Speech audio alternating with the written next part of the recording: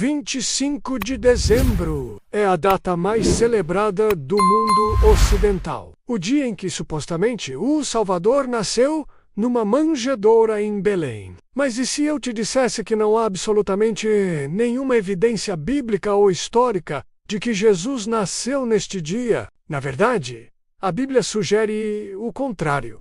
Com pastores nos campos à noite com suas ovelhas. Algo que não acontecia no auge do inverno na Judéia. Então, de onde veio o 25 de dezembro? Por que essa data? A resposta não está em Belém. Está em Roma. Está na Pérsia. E está escrita no céu. Hoje, vamos desvendar a verdadeira história do Natal. Uma jornada pelas celebrações pagãs mais selvagens e pelos cultos solares mais antigos, para descobrir como o nascimento de Cristo foi estrategicamente sobreposto ao renascimento do Sol. Para entender a origem do 25 de dezembro, precisamos voltar muito, mas muito antes de Cristo. Precisamos olhar para o céu. Desde que a humanidade começou a observar o mundo ao seu redor, um fenômeno se tornou o evento mais importante do ano. O solstício de inverno. Imagine viver num mundo sem eletricidade, sem relógios digitais, sem aquecimento central. A sua vida inteira, a sua sobrevivência, dependia do ciclo do sol. A luz significava calor, colheita, vida. A escuridão significava frio, fome e morte. Agora, imagine que a cada ano você percebe algo assustador. A partir do verão, os dias começam a ficar cada vez mais curtos, e o sol, sua fonte de vida, parece estar enfraquecendo e morrendo lentamente. A escuridão ganha terreno. As noites ficam mais longas e mais frias. O medo primordial toma conta. E se desta vez o sol não voltar?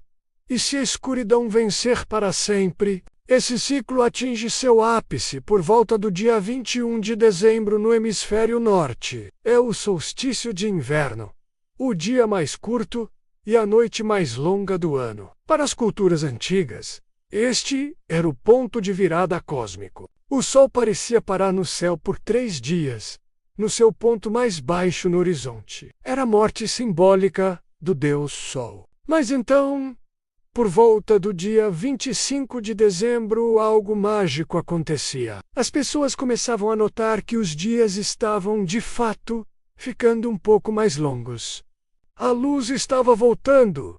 O sol tinha renascido. A luz triunfava sobre as trevas. Este não era apenas um evento astronômico. Era o drama mais profundo e fundamental da existência humana, projetado no cosmos. Era a promessa de que, mesmo na escuridão mais profunda, a vida e a esperança retornariam. E como a humanidade celebrava essa vitória cósmica? Com as festas mais épicas que você pode imaginar, por todo o mundo antigo, de norte ao sul, de leste a oeste. O renascimento do sol no solstício era o motivo para a maior celebração do ano. Na Escandinávia, os nórdicos celebravam o Yule. Eles acendiam fogueiras gigantes para simbolizar o calor e a vida do sol que retornava, e decoravam suas casas com árvores perenes, como pinheiros, que permaneciam verdes durante o inverno, simbolizando a persistência da vida. Eles trocavam presentes e festejavam por dias.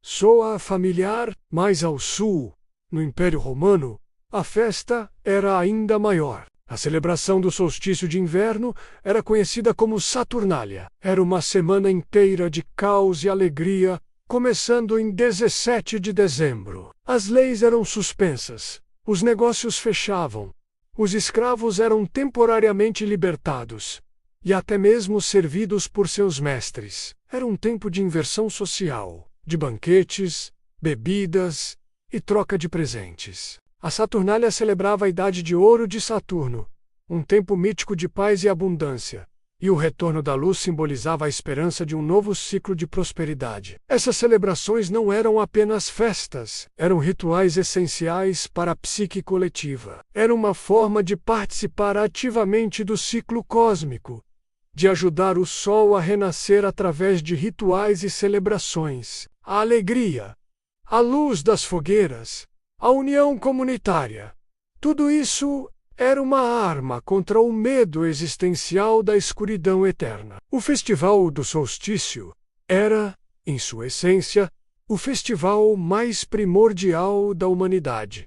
A celebração da própria esperança. Era uma força cultural tão poderosa, tão enraizada na vida das pessoas, que simplesmente não podia ser ignorada. E é exatamente por isso que, séculos depois, quando uma nova religião começou a se espalhar pelo Império Romano, seus líderes perceberam que, para converter o mundo, eles não podiam lutar contra o Sol. Eles teriam que se juntar a ele. A pergunta, então, não é por que Jesus nasceu em 25 de dezembro. A verdadeira pergunta é como o nascimento do Sol da Justiça foi perfeitamente alinhado com o renascimento do Sol no céu. E a resposta para isso envolve imperadores romanos, deuses persas e uma das estratégias de marketing mais brilhantes da história. Continue comigo para descobrir como a festa pagã mais selvagem de Roma se transformou no feriado mais sagrado do cristianismo. Imagine só a cena. Meados de dezembro na Roma antiga. O ar vibra com uma energia caótica e contagiante. As escolas fecham, os negócios param, e até as leis são temporariamente suspensas. O que está acontecendo? É a Saturnália, a festa mais louca de todo o Império Romano. Durante uma semana inteira, Roma mergulhava numa celebração em honra a Saturno, o deus da agricultura e da colheita. Era uma inversão total da ordem social. Imagine os escravos sendo servidos por seus próprios mestres, sentando-se à cabeceira da mesa para o banquete. As ruas ficavam cheias de gente festejando, bebendo e gritando "Iu, Saturnalia", que era tipo o Feliz Natal da época. As casas eram decoradas com guirlandas e folhagens verdinhas, muito parecido com o que fazemos hoje. E a troca de presentes era um costume central. As pessoas davam umas às outras velas de cera, simbolizando a luz, e pequenos bonecos de argila. Era, sem exageros, o carnaval romano, uma explosão de alegria e liberdade antes da chegada do inverno. Agora pare e pense. Uma festa no final de dezembro, com férias, decoração com plantas, banquetes, bebedeira e troca de presentes. Soa familiar, não é? Muitas das tradições que associamos ao Natal têm raízes profundas nessa festa pagã barulhenta e alegre. Não é incrível como esses costumes viajaram por mais de 2000 anos para chegar até nós? Mas a Saturnália não é a única peça desse quebra-cabeça. Conforme o Império Romano crescia, outras influências surgiram. No final do século III, o imperador Aureliano decidiu unificar as diversas crenças do seu vasto território sob um único deus, ou Sol Invictus, ou o Sol Invicto. Ele queria uma religião oficial para todo o império. E qual foi a data escolhida para a maior festa em honra a esse deus? A celebração do seu nascimento. Anota aí! 25 de dezembro! Sim! Exatamente! Nessa data os romanos comemoravam o Natalis, Solis Invicti, o nascimento do Sol invencível que marcava o momento em que os dias começavam a ficar mais longos após o solstício de inverno, simbolizando a vitória da luz sobre as trevas. A imagem do Sol Invictus se tornou onipresente, estampada em moedas com a inscrição Sol, o companheiro do imperador. A celebração do 25 de dezembro torna-se um dos festivais mais importantes de Roma, unindo o povo sob o brilho de um deus solar. Mas a história fica ainda mais surpreendente. Vamos mergulhar num culto de mistério ainda mais antigo e secreto, muito popular entre os soldados romanos: o mitraísmo. O centro desse culto era o deus Mitras, uma divindade de origem persa, cuja história de vida tem paralelos que vão te deixar de queixo caído.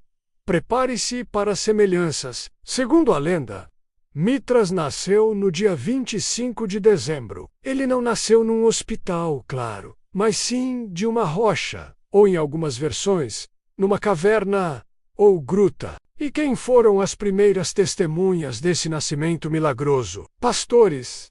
Mitras era visto como um professor, um mestre da luz e da verdade. Ele tinha 12 companheiros ou discípulos, que o acompanhavam em suas jornadas. Um número que tem um simbolismo muito forte em várias tradições. Assim como outras figuras divinas, ele realizava milagres. Um dos rituais centrais do mitraísmo era uma refeição sagrada, um banquete sacramental, onde os seguidores compartilhavam pão e vinho, simbolizando o corpo e o sangue do Deus. E a história não para por aí. A lenda de Mitras também incluía uma morte, e o mais importante, uma ressurreição após 3 dias. Esse culto era exclusivo para homens, e seus rituais aconteciam em templos subterrâneos chamados mítreos. Por ser um culto de mistério, muito do que sabemos vem de imagens e de relatos de fora, mas a influência do mitraísmo,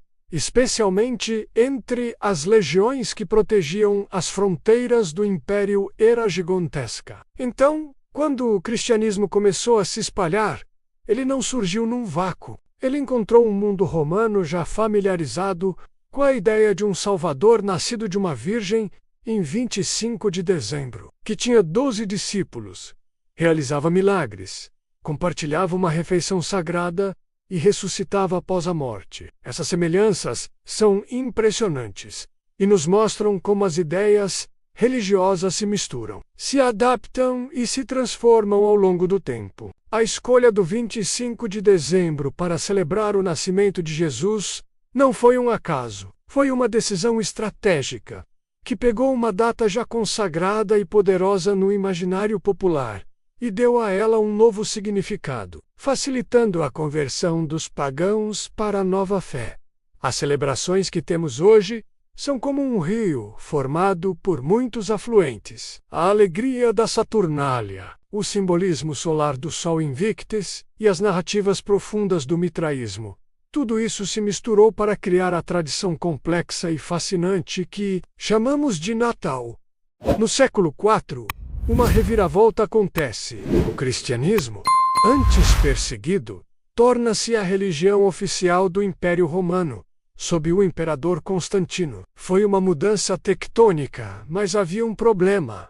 A cultura não muda por decreto. A grande maioria da população, de senadores a agricultores, ainda vivia no ritmo das antigas tradições. O coração do inverno ainda pertencia à Saturnália e ao culto do Sol Invictus. Proibir esses festivais seria como tentar parar uma avalanche com as mãos. O povo amava suas festas, a alegria, a liberdade, a comida e a bebida. Tentar tirar isso deles seria o caminho mais curto para revoltas e ressentimento. A igreja primitiva, agora em uma posição de poder, enfrentou um dilema monumental. Como converter um império inteiro que ainda estava profundamente ligado aos seus deuses e rituais antigos? A solução foi uma das estratégias de marketing cultural mais brilhantes da história. Se você não pode vencê-los, junte-se a eles, mas não apenas se juntar, e sim transformar. A igreja não destruiu os templos pagãos, ela os ressignificou. E o mesmo aconteceu com as festas. Em vez de proibir, eles decidiram batizar os rituais pagãos. A ideia era simples e genial: pegar a energia, a alegria e os símbolos que o povo já amava e dar a eles um novo significado, um significado cristão. Foi uma transição suave, não uma ruptura violenta. Foi nesse contexto que o Papa Júlio I, lá por volta do ano 350 d.C., tomou uma decisão que definiria o cristianismo para sempre. Ele oficializou o dia 25 de dezembro como a data do nascimento de Jesus. Percebe a genialidade? A Bíblia nunca menciona a data exata do nascimento de Cristo. Alguns estudiosos até sugerem que ele provavelmente nasceu na primavera, por causa das descrições dos pastores no campo. Mas a data não era o ponto, e sim símbolo. A mensagem da igreja para o povo romano era incrivelmente poderosa e direta. Era como se dissessem: vocês celebram o nascimento do Sol invicto no solstício de inverno? Ótimo! Nós também! Mas nós vamos apresentar a vocês o verdadeiro Sol, o Sol da Justiça, a luz do mundo, que as Escrituras prometiam. A luz que vocês celebram na natureza é apenas um reflexo da verdadeira luz espiritual que veio ao mundo. Foi um golpe de mestre. A festa já existia. A data já era sagrada. A igreja apenas mudou o protagonista da celebração. E não parou por aí. Quase todos os costumes que associamos ao Natal hoje têm raízes nessa fusão.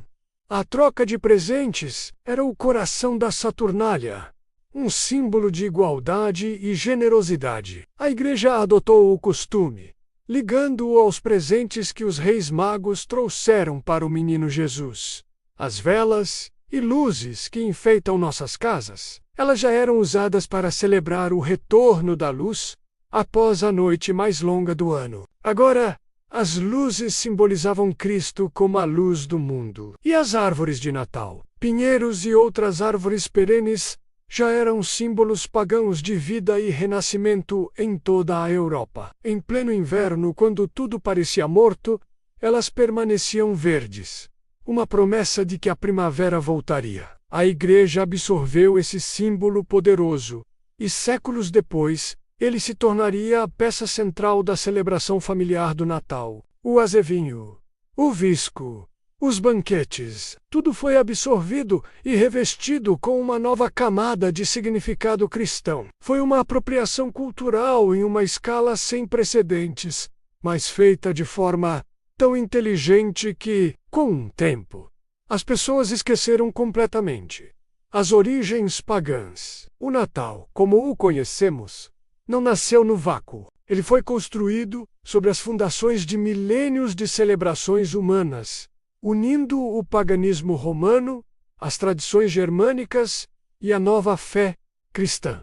Agora, a grande questão: saber de tudo isso, saber que o Natal tem raízes pagãs profundas, diminui o seu significado, estraga a magia da festa? Eu argumento exatamente o contrário. Para mim, isso enriquece o Natal de uma forma que eu nunca imaginei. Isso mostra que o Natal não é a invenção exclusiva de uma única religião, mas a culminação de um desejo humano que é universal e atemporal. O desejo de celebrar a luz no meio da escuridão mais profunda. Pense nisso.